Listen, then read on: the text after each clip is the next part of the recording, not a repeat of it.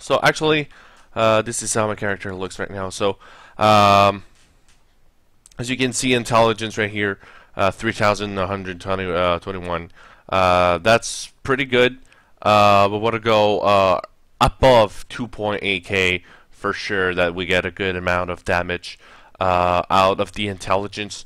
That's a good percentage that we can get here. It also increases your resistance, so whenever you had more, you want to make sure that these numbers are getting higher too. So it helps a lot. So by getting that, also vitality, that's going to be a main factor here with the Cloud of Bat build because you are jumping definitely into the fight, and that's something that you need. You're gonna need health to be sure that even even if I think you're gonna have lots of life steal and you'll be able to get out of here. You got to be able that if ever someone hits you, you have to reply back and be sure that you'll be alive. If you don't have any health left, I think that you'll be dead, and that's not gonna be like a good thing to do. Being that you do no damage is gonna be like totally unnecessary. As for the armor, usually you want to get above 3.2, 3.3. Right now I'm at 3.7. Let's remove this just to be sure. I'm at 3.6 exactly. That's on okay numbers. Above 50% reduced damage. That's okay, but you want to make sure that if you're not above 4K, you want to have a great amount of health pool to be sure that you don't die for nothing. All right. So how do you make the damage with actually the Witch Doctor Cloud of Bats? There's two ways of doing it. There's with the attack speed or only with the flat damage. That's where we're going to see which one is better, which one is best, whether the one-hand weapon or the Scorn, or any 2H weapon. But I think that the Scorn is going to be the best one in the choices. So we'll start by the build. So the spells that I'm using right now. So we want to make sure that as the first spell, there's two choices. Depending if you're using the one hand or the Scorn. As for the Scorn, I'm using Locust Swarm with the Pestilence, so that way that the damage is more like not going into one target to the other, but it's going to 2 by 2 by 2, so it's spreading quicker, and that way if you're like just trying to get a big amount of monster in a good pack, I think that's the great way of doing it, and that way it heals you too, because it's doing around, let's see, 10, 20k damage per hit. So it's healing you about 4, 5k per time that it's hitting monsters. So I think that's a great amount, and you can get something out of it. Great initiate. Don't use it a lot. Just like use it one by monster. It's gonna like, spread all around with no problems. So Locust Swarm with Pestilence. As for secondary, our men's spell, Fire Bats with Cloud of Bats. We see that it goes up to 500 weapon damage as fire, and it goes up to a maximum of 100%. It increases every second, and it's not calculated by ticks. So it's not because you're hitting faster, having a higher IIS, that you're gonna be better. That's not, you're gonna be doing more damage for sure, but it's not gonna be like the highest that you can like quicker. Ticks aren't working for that, so you don't necessarily work with attack speed. You just work with pure weapon damage.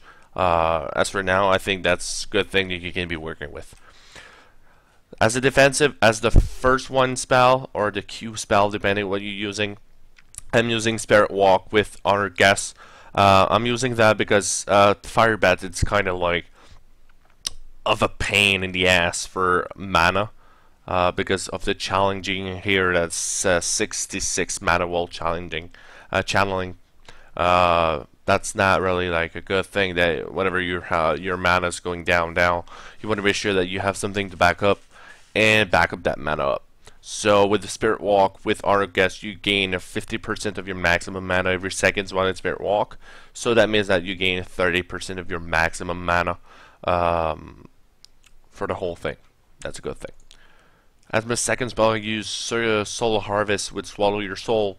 Again, it's for the mana, but the thing about it is that it doesn't stop your channeling. So the best thing about it is that you can get your mana back, gain 130 intelligence per affected enemy. So that means you can get up to 650 intelligence during the fight, and it lasts for 30 seconds without stopping your channeling. So that's something that can help you out. It's giving you about 30-40k damage more during the fight, and it's giving you your mana back. So that's a good thing that you want to grab there. As my third spell, I use Big Bad Voodoo with Slam Dance. It's increasing my attack speed by 20%, plus it's increasing the damage of all allies by 30%. That's something that you can get that's really increasing your damage. That's kind of pretty a good spell whenever you're hitting champion packs, or simply you're doing Ubers or anything like that. It's something that you really can get and really increasing your damage like a lot. And as my last spell, I'm using Mass Confusion with Paranoia. Has a big cooldown, but still, it's charming enemies or confusing them, so that way they fight between themselves. If it's not really confusing them because it's not 100% sure, they're still getting 20 more percent damage for 12 seconds. So I think that for champion packs, whenever you boost up with Big Bad Voodoo and then go for Mass Confusion, that's a good thing that you can go and create big output damage. So if you calculate that, probably it's a 50% more damage that you do plus the 20% attack speed. That's a big ass damage.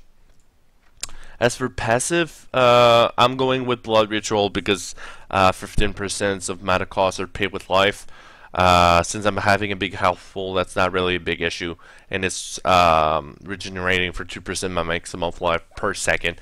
So that's a big amount. So that's a good thing that you should do. It's going to increase the number of time that you can do your channeling for fire bats. So that's something that can help you out.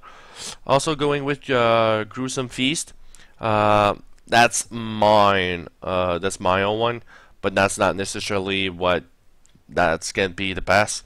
What you can go with also is gonna be Grave Injustice. Whenever you kill an enemy within 8 yards, it regens your life and mana for 2%, and also reducing all abilities cooldown by 1 second. That's a big thing. If you get a big pack and you have like popped up your big voodoo and you kill 60 mobs, it goes back to 60 seconds, so you can get back quicker and quicker. That's a good thing that you can do. I'm using this build right there for MP10 Ubers because Ubers are dropping health globes, so that way you can get my maximum and mana back and health back. So, and kind of also giving 10% more intelligence for 10 seconds, and it can stack up for 5 times. So whenever you get 3-4 health clubs, it completely heals you up and then give you a boost of damage for 10 seconds. As for my last passive, I'm using Spiritual Attunement, increasing my mana by 20%. That's why I'm having 1046 mana. And also, it's regenerate 1% my maximum mana per second. Why do I need that? Well, simply because in my details here, you can see that I'm having 75.44 mana per second regenerated. So if I'm attacking at 1.27, that means that with the 66, I'm about like 75, 78, 80 mana per second I'm using because of fire bats. So that's something that you really can get up, and it's going to be helping you to channel like almost infinite. Alright, so let's jump up and see what the spells are doing. As for Spit Walk, you become let's say like invisible, and you can't get touched, you can get hit, so that way it's a great way of escape or jumping into enemies, that's for sure. As for Soul Harvest, it just creates a circle besides you 16 yards, and all the enemies in that range are getting you're getting intelligence from them simply. The big bad voodoo, if you can look at my damage here, I'm having 210k damage. If I'm popping my voodoo here, it's going up to 317, which is kind of big ass damage. With the attack speed going up and the crit damage, it's really a big output there that you can bring. It's also working for 20 seconds. That's something that can really help you out. And that's for the last spell. Mass Confusion. All the range that you saw there, everyone in that range is getting charmed, or at least getting that 20% additional damage on that person. So that's not going to be a big issue with that whenever you're in team fight or something. That's something that you can do. That's for Locust Swarm. That doesn't have a big range. You have to be kind of close from the target to be sure that it gets there. The second spell that you can get with that, depending, it's Corpse Biters with Widowmakers, because you're getting mana back whenever you hit someone, whenever the spiders hit someone. So it can be a great thing if you're using a one-hander with the attack speed, worth it. But with the Scorn, it's not really a big thing. I think that going with Locust Swarm is more of a big deal. And the last spell we want to show, it's the famous Cloud of Bats right here. I think that's just an amazing spell. The range isn't that big, but it really worth it. That's not really a big problem. As you can see, my mana here is not really going down. It's kind of like staying there, and it's almost healing up, you know. So that's something that you want to do. As for the gear, the main weapon I'm using right now is the Scorn. You want to get above 155 critical damage. I think that you want to go above 4.5% lifesteal. It's kind of low for mine with 4.7. I gotta agree on that one. Want to have a socket for sure. Depending, is it preferable to have a Marquise Ruby or a Marquise Emerald? That's something that you choose yourself. But I think it's going at a certain point that it's kind of almost the same thing. It's just that if you don't have a great crit percentage, it's not a good thing to go with the Emerald. But if you have a, like, let's say you have 50% crit chance, maybe that's a good thing to go with the Emerald, because you're gonna be like doing every 2 attacks a crit damage. It's gonna be worth it more than if you go with like 37 crit chance and you go with Emerald. That's not gonna be worth it. So that's up for the Scorn. As for rings, you want to have for sure Pox. That's really needed.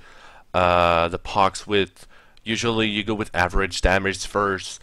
I don't have one of this one, but it's because I have a great intelligence number with above 150 intelligence. Having all res on that one. Critical damage at its maximum and almost perfect crit chance, which is 6. So when you get these numbers, that's I think a great ring that you can get out. As for my second ring, I'm having a 3-factor one: attack speed, crit chance, crit damage. That's something that you can get out, but I think that working only with crit chance and crit damage, that's something that can get you out, and not gonna be like paying for a 3-factor one that's you're not gonna be really using. If you get a good price, if you drop one, go for it for sure. If you can get a big roll or something, just go for it. But I think that working only on crit chance and crit damage, that's something that you can do. As for gloves, of course, crafted ones. If you don't have any crafted gloves, I think that you can go with Tasker and Teal, that are good ones. They get out with attack speed, crit chance, with even a socket that's with all res and everything. That's the thing you can get out. But the benefits of going with crafted gloves is that you can get a high number with the 300 and hell of an intelligence I'm having here. Even with vitality, if you can get all res on that, that's going to be, wow, amazing. Luckily, I got perfect attack speed, perfect corrections on that one. So that's definitely gloves that you want to be looking for. Just add up all res instead of fire and resistance. These gloves are perfect. So you want to grab this one or get average with that, buying them from the auction house or something like that. We're gonna do a round like that. As for shoulders, you want to go with high intelligence, crafting. Again, if you want to go with vile wards, you want to make sure that the stats are really, really high, as well as all res. You want to go above 75, a high number of intelligence, above 200, vitality as well. If you can get that, I think that's a great makeup that you can do. Besides, like those crafted shoulders, but at the end, if you can get great crafted shoulders, these ones gonna be way better than the vile wards itself. As for the helm, Zunimasa's visions, alternate Mempo of Twilight, depending of your build. I think that the best is the Zunimasa's vision because of the mana regen that you can get from the whole set for the 4 pieces. And also, as for the amount of life, it's gonna be the same thing. It's just that besides the Mempo, the Zunimasa's doesn't have the attack speed. But I think that with the intelligence and the vitality there, it's a go worth it. Plus the maximum mana that the Mempo isn't adding, I think that's a good thing that you can get out. So going with above 3.5, 4 Christians on Zunimasa's, if you can get a 5, 6 one, that's gonna be perfect. You're gonna have a big damage with it. I think that compared to the Mempo, you're losing about 3-4k damage. But that's definitely at the end with the mana regens, the all resistance, getting by the sets, the 130 intelligence, that's worth it. As for the amulet, right now I'm almost having a perfect one. That's one of the best amulet right now that I successfully bought. Adding fire damage, why? Because Clouds of Bat, it's made of fire damage, so adding up 6%, it's a great damage that you can get more. Having more than 250 intelligence, above 100 vitality, that's pretty much awesome. With the bug that happened on the auction house, I don't think that's really possible to find that at the price that I found. So you want to go with, if you can get a trifecta one, go for it, but you want to get crit chance, crit damage, a high crit chance above 7, a high crit damage above 50 for sure, and you can get something out of it. You can be about around 150k with that, and I think that's pretty good. As for bracers, of course, crafted ones again, you want to have absolutely above 4.5% crit chance, a high intelligence above 180, a high vitality above 100. If you can get all resist out of that besides my physical resistance, that's going to be a great output. But as for bracers, you want to get towards this thing right here.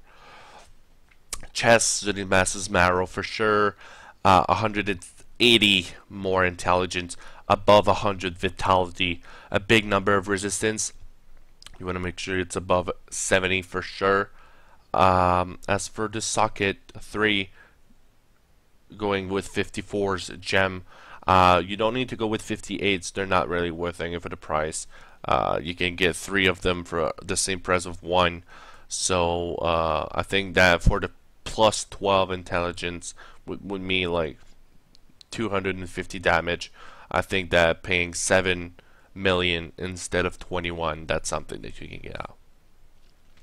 Witching Hour with all res intelligence, if you can get out with vitality, congrats bro.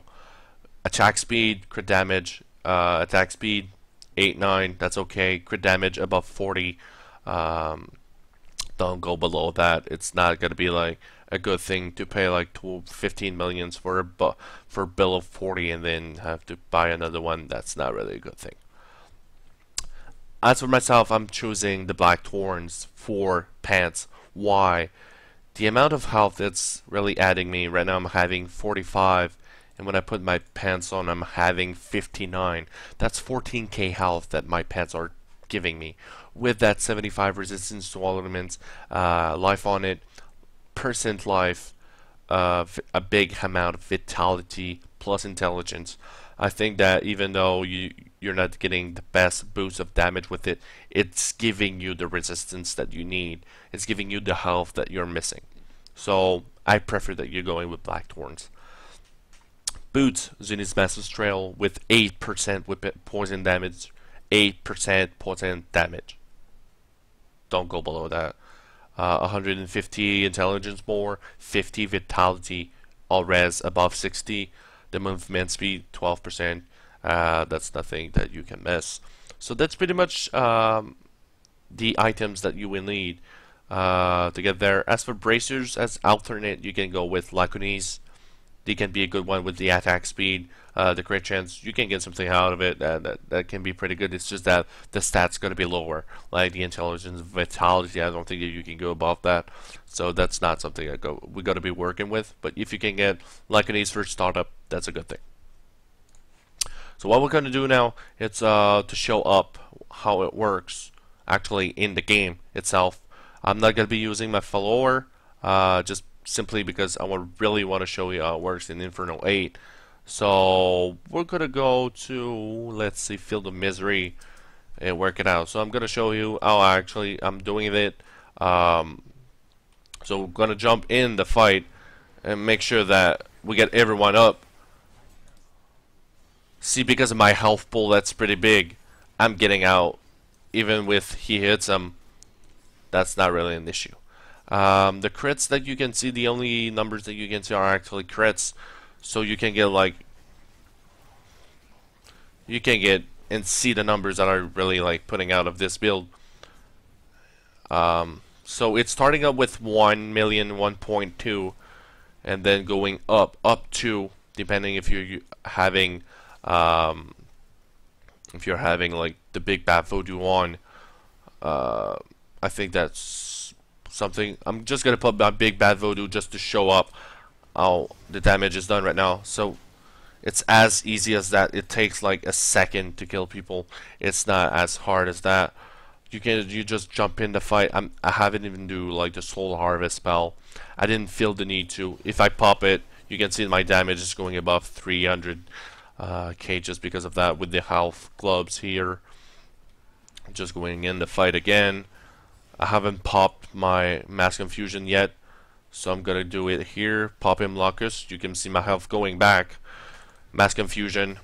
They will fight themselves. And you just pop all they have back, and that's pretty much it. I think that MP8 can be a great difficulty to work with, as well for others. I think that's something that, as for drop rates, for keys, drop rates for anything in general, I think that's something that's pretty good. Keys 80%, as you can see, a ring here. Great thing to go work with also, with Uber's Hellfire rings. That's something that's pretty good. So right now, just attacking the Key Warden just to show you how it actually does. The only thing I can tell you is just like stick in the fight. And the worst thing about Clouds of Bats is whether you stop, you can see like the mana is going down and you have to back it up. But it's just that whether you stop and start back, it's using the 220 mana that it's using. It's a huge amount of mana taking from you. If you only have like around 180, 860 or something like that, it's not something that you will like only 4 channels starting and you're screwed. So make sure that you start back and you leave the fight only when you know it's going to be worth it. So last time with numbers, 404 waiting for the mob here, and 547k damage, a big amount of damage. You can see millions of crit. You gotta have fun with that build for sure. There we go. MP8, pretty easy. So just gotta back it up and just for the purpose of it, I just dropped that ring, so we're gonna just unit it. Probably is gonna be crap, but let's see. It's actually Zunimasa's Pox, 25k damage less, but still all res armor on it. That's kind of surprising. Intelligence, kind of low intelligence. Crit damage, kind of high. That's almost perfect, but no crit chance. So that's not something that you really want to get. But I'm gonna be giving it out if you guys want it, like to start off. That's gonna be like a pleasure for me. If you can, if you don't want to, if you want to add me, it's actually Rice Krispies. Hashtag 1747. I'm gonna type it in the video description if you want to add me and ask me some questions. No problem with that. It's gonna be a pleasure for me to help you out, and I think that this build can help you going far and far in the Inferno challenge of going MP7, MP8, MP9. I don't think that you actually need 210k damage to go through MP8. I think that if you have around 175k damage, you'll be all good. But be sure that you have the health required and that you have the resistance there. Thank you for being there and actually watching the video. Be sure to stay tuned for more builds that my team is going to be doing. The Born to Rise team. We're going to be giving out also like a critical mass build for the Wizards. We're going to be also working out DH, the Barbs. Every character is going to give out some builds, and also check out our Twitch TV channel to be sure that you look for Ubers run with the viewers. Also, as well with giveaways that we're giving. Like me, I'm just gonna be giving away that Pox. If you want it, if you want the iKey gloves, I can give it to you. So we're doing lots of Uber runs, MP8, MP9, MP10. If you want to jump in, just send us a message, and we'll be proud to get you in and play with you guys. So thanks for watching my video, and be sure to look more for Born to Rise Gaming. Thank you.